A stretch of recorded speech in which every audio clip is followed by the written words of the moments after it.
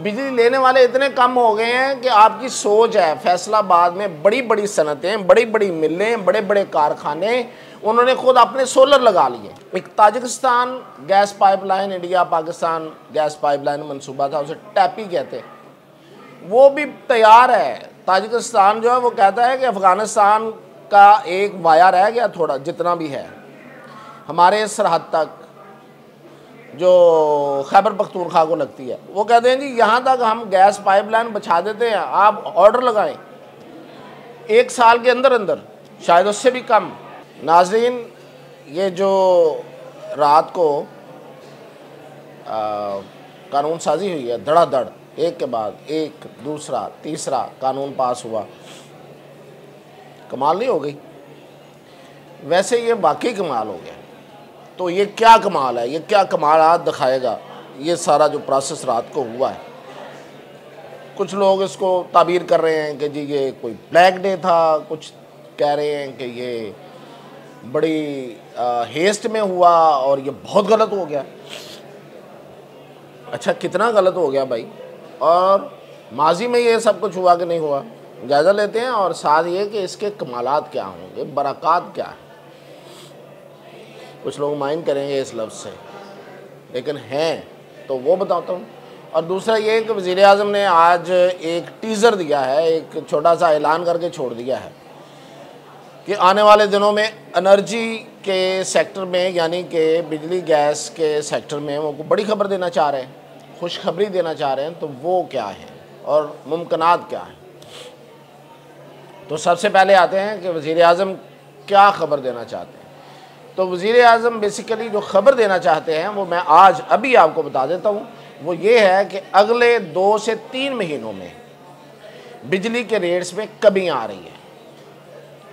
उसकी बड़ी वजह वो भी बता देता हूँ, वो ये है कि ये जो IPPs हैं इनके साथ मुआहदे कैंसिल हो रहे हैं, और वो बहुत बड़ा इम्पैक्ट है। हमारे बिजली के जो रेट्स की जो कीमतें थी वो बहुत ज़्यादा थी, जो हम ख़रीदते थे वो अब कम हो गई। वैसे एक बात तो आप सबको पता होगी, वो मैं बता देता हूँ आपको, शायद उसका उस तरह से एहसास ना हो, पता है आपको। एक दूसरी रीज़न जो है उसमें किसी को कुछ करने की ज़रूरत ही नहीं पड़ी, वो है आपका सोलर सिस्टम जितना लग गया है पूरे मुल्क में। तो ये जो बिजली बनाने वाले कारखाने हैं इन पे डिपेंडेंसी कम हो गई। वैसे ही फेस्को सबसे ज़्यादा बिजली बेचने वाली कंपनी थी, जो फैसलाबाद में बेचती है बिजली बेचने वाली company FESCO, Faisalabad electric supply company, वो सबसे कामयाब थी, सबसे ज़्यादा रेवेन्यू उसका होता था।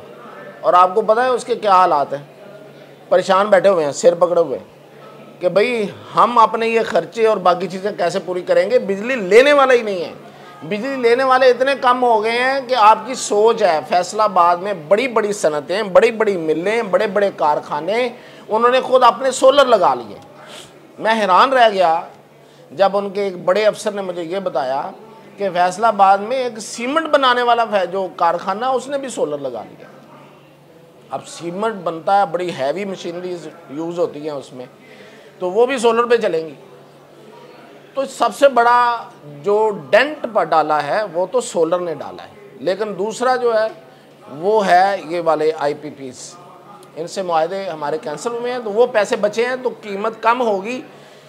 जो बिजली ख़रीद रहा होगा, मेरे जैसा काहिल सुस्त आदमी जो होगा, वरना तो लोगों ने सब ने अपने अपने सोलर लगा लिए और इंडिपेंडेंट होते जा रहे हैं, तो उसको बिजली अब पहले से कम पैसों में मिलेगी। तो ये खुशखबरी है जो मैं आपको पहले बता देता हूँ, जो वज़ीर आज़म ने आपको कुछ दिन बाद बतानी है। और जो इसमें एक और ख़बर है, वो ख़बर तो है लेकिन डिसीजन मेकिंग की कमी है। वो ये है कि जो पाक ईरान गैस पाइपलाइन मंसूबा है वो राइप हो चुका है, एक अरसा हो गया, ये कोई ख़बर नहीं है। मैं ये बताने जा रहा हूँ कि वो माशकेल एक इलाका है बलूचिस्तान में, जो बिल्कुल बॉर्डर एरिया है, जहाँ से ईरान शुरू होता है, बलोच एरिया है, वहाँ तक पाइपलाइन पड़ी हुई है। यानी कि हमारे बॉर्डर के ऊपर पाइपलाइन ऐसे खुली पड़ी है कि आप आगे अपनी पाइपलाइन जोड़ें और गैस ले जाएं, और हमारी अपनी जो सुई गैस है उससे भी सस्ती, कहीं सस्ती। एक चीज़, दूसरी खबर है वो बताता हूँ। एक Tajikistan gas pipeline, India Pakistan gas pipeline मनसूबा था, उसे टैपी कहते हैं, वो भी तैयार है। ताजिकिस्तान जो है वो कहता है कि अफ़गानिस्तान का एक वाया रह गया थोड़ा, जितना भी है हमारे सरहद तक जो खैबर पख्तूनख्वा को लगती है, वो कहते हैं जी यहाँ तक हम गैस पाइपलाइन बिछा देते हैं, आप ऑर्डर लगाएं, 1 साल के अंदर अंदर, शायद उससे भी कम, गैस पाइपलाइन आपके बॉर्डर पे होगी। यानी कि दूसरी गैस पाइपलाइन भी तैयार है। 1 साल क्या अरसा होता है। और रशिया अब हमें और ऑर्डर दे रहा है, मतलब ऑफ़र दे रहा है। वो कह रहा है आप कहें हम भी पाइपलाइन बिछा देते हैं, गैस लेने वाले बने आप। वाया समुंदर भी उनके कैप्सूल खड़े हैं जो फौरी 1-2 दिनों में गैस आपको दे सकते हैं। तो मसला क्या है? मसला है डिसीजन मेकिंग, इसकी कमी है, कोई डिसीजन ही नहीं लिया जा रहा। तो इसलिए आपको ज़्यादा पैसे भरने पड़ रहे हैं गैस पे, और मुश्किलात हैं, और सिलेंडर यूज़ करते हैं, और वो जो सिलेंडर माफिया है वो अपनी मर्ज़ी से कीमतें उठाता बनाता है, और मुतासर हम आम आदमी होते हैं। और इस वजह से कि हमारे ऊपर जो लोग बैठे हुए हैं उनके यहाँ फैसला करने की सलाहियत नहीं है। तो यही कहूँगा ना। अच्छा जी, अब आ जाते हैं दूसरा कि 5 साल जो मिले हैं आर्मी चीफ को। 5 साल से मतलब ये कि उनकी मुद्दत मुलाजमत पहले से थी 3 साल। पहले तो एक वक्त था कि मुकर्रर ही नहीं होती थी, तो एक अंदाज़ा था कि 3 साल तक रहते हैं। फिर उसमें अंदाज़ा के साथ ही अगले 3 साल भी इजाफा कर दिया जाता था, तो 6 साल हो जाती थी अगर एक्सटेंशन मिल जाए। तो मिलती रही है ना, सबको मिली है। अब इन्होंने कहा है कि आर्मी चीफ की मुद्दत मुलाजमत होगी 5 साल। तो अब ये वाले मौजूदा जो हैं ये 27 में तक, तो इनकी मुलाजमत की मुद्दत वैसे ही बढ़ गई, 2 साल 3 साल, आप जो भी 2-2.5 साल बढ़ गई है आसिम मुनीर साहब की। तो एक एक्सटेंशन तो एक रवायत है, 27 तक तो वैसे ही चले गए, 27 के एंड तक, नवंबर तक। तो अगली एक रवायत है, रवायत हम तोड़ते नहीं हैं, रवायत तो निभानी पड़ेगी। ये रवाज है, ये रस्म है, इसे तो निभाना पड़ेगा। तो फिर ये कहाँ तक गई? 32 तक। सुन लें, जो इस सिस्टम के पीछे पड़ा हुआ था और कुछ उम्मीदें लगा के बैठे हुए थे और कोई साजिशें ढूंढ रहे थे, वो सुन लें, 32 तक आसिम मुनीर आर्मी चीफ हैं। अच्छा, अब इसके पीछे ना एक बड़ी एक रैशनल भी है। मैं ये जो भी एक्सटेंशन नॉट एक्सटेंशन, इस बहस में नहीं जाता, क्योंकि मैं बेसिकली तो दावा करता हूँ कि मैं एक डेमोक्रेट हूँ, तो फिर मैं इस बहस में क्यों पढ़ूँ। इसके पीछे रैशनल ये हुआ कि IMF ने जब इस दफ़ा हमें प्रोग्राम दिया और उससे पहले हमसे एक लंबी उसकी नेगोशिएशन चली और वो मान ही नहीं रहा था, तो उसमें एक नुक्ता ये था कि देखें आपके यहाँ सस्टेनेबिलिटी नहीं है, आपके यहाँ ये जो स्टेबिलिटी है वो नहीं है। उसकी वजह ये है कि आपका आर्मी चीफ बदलता है तो पॉलिसीज़ बदल जाती हैं, आपका चीफ जस्टिस बदलता है तो पॉलिसीज़ बदल जाती हैं। हम आपको लोन देते हैं 5 साल का या 3 साल का, जो तो उस दौरान पॉलिसीज़ बदली होती हैं, वो हमारा प्रोग्राम ऐसे वैसे हो जाता है और ख़राब हो जाता है। तो इसलिए आप पहली ज़रूरत ये है कि आप अपने ये जो चीफ्स हैं इनकी मुद्दतें बढ़ाएं ताकि यहाँ स्टेबिलिटी आए और पॉलिसीज़ यकसा रहें, कोई मसला ना बने। तो इसलिए फिर हम पैसे देंगे आपको। तो हमने ये वादा किया हुआ था। अब जब ये वादा पूरा करने चले तो कुछ लोगों ने फ़ायज़ ईसा को अपना मसला बना लिया। तो फ़ायज़ ईसा तो पहले ही मुकर गए थे, मतलब इनकारी हो गए थे कि मैं तो ये भाई एक्सटेंशन नहीं ले रहा। लेकिन लोग तो लगे हुए थे ना, जिनको फ़ायज़ ईसा से दुश्मनी थी वो लगे हुए थे। अब वो तो चले गए घर। अब ये भाई साहब जो हमें 3 साल के लिए आ गए, चीफ जस्टिस जो याह्या अफरीदी। तो अब जो इसी तरह चीफ ऑफ आर्मी स्टाफ भी 27 तक तो चले गए, 27 से आगे एक्सटेंशन होगी। तो मैंने कहा अगर रस्म है टूटती नहीं है तो वो चलेगी। तो ये है असल में, इसके पीछे रैशनल भी है, ऐसे नहीं है कि ये कोई बड़ा वो प्रो आर्मी होके या एंटी आर्मी होके बात करे बंदा तो तभी सुकून मिलता है। तो ये है इसके पीछे। तो इसकी बरक़ात ये हैं कि अब ये वाली जो मैंने आपको 3 बातें बताई थी कि एक गैस पाइपलाइन उधर है, एक टापी की है, एक रशिया से आ रही है, तो उनमें से कोई एक तो सिरे चढ़ जाएगी इंशाल्लाह, मुझे उम्मीद है। और फिर ये कि जो पॉलिसी रेट यानी कि जो सूद में कमी आई है, शरह सूद में कमी आई है, उसका बहुत बड़ा असर हो रहा है। हमारे कर्ज़ों में कि जो कर्ज़े वाजिबुल अदा हैं उसमें कमी आई है। ज़ाहिर है शरह सूद कम हो गई ना, तो सूद कम देना पड़ेगा अब हमें भी।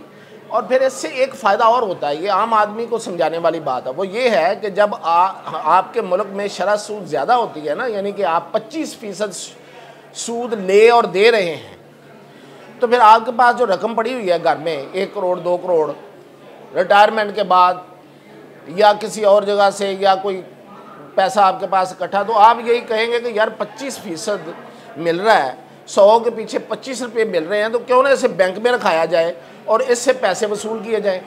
तो ये सिर्फ आप नहीं करते, बड़ी बड़ी कंपनीज और बड़े बड़े बैंक भी यही काम करते हैं फिर कि भाई ये तो पैसे इस तरह बड़े आराम से आ रहे हैं, इजी मनी, सेफ, कोई ख़तरा नहीं है, तो इसमें लगाएं।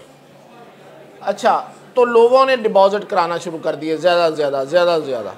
अब जब शरह सूद कम हो गई तो अब लोग सोचेंगे कि नहीं यार बिज़नेस करना चाहिए, ये तो बड़े थोड़े हो गए हैं पैसे, यानी कि 15 से भी नीचे आ गई, तो अब वो पैसे निकाल के कारोबार में डालेंगे।